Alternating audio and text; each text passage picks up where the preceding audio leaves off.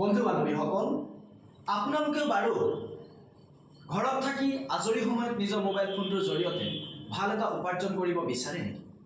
বন্ধুসকল, আপোনালোকেও বাৰু এটা কৰ্মসংস্থাপন বিচাৰি আজি হাবাথুৰি খাই ফুৰিছে নেকি?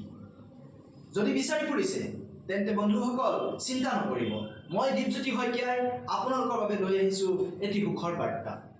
বন্ধুসকল, আমাৰ আজিৰ সমাজত এনেকুৱা বহু যুৱক যুৱতী আছে যিসকল যুৱক যুৱতীয়ে যথেষ্ট শিক্ষা দীক্ষা লাভ কৰাৰ পাছতো আজি এটা চৰকাৰী আৰু বেচৰকাৰী চাকৰি বিচাৰি হাবাথুৰি খাই ফুৰিছে।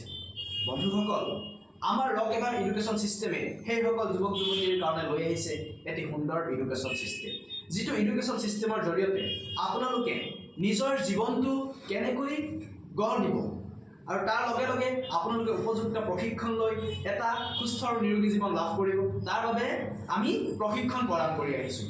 বন্ধুসকল, আপোনালোকেও যদি আপোনালোকৰ নিজৰ আজৰি সময়ত কাম কৰি ভাল এটা উপাৰ্জন কৰাৰ লগতে এটা সুস্থ আৰু নিৰোগী জীৱন গঢ় দিব বিচাৰে তেন্তে তলত দিয়া হোৱাটছআপ নম্বৰত মোৰ সৈতে যোগাযোগ কৰক। মই দীপজ্যোতি শইকীয়াই আপোনালোকক সম্পূৰ্ণৰূপে সহায় কৰিম। ধন্যবাদ।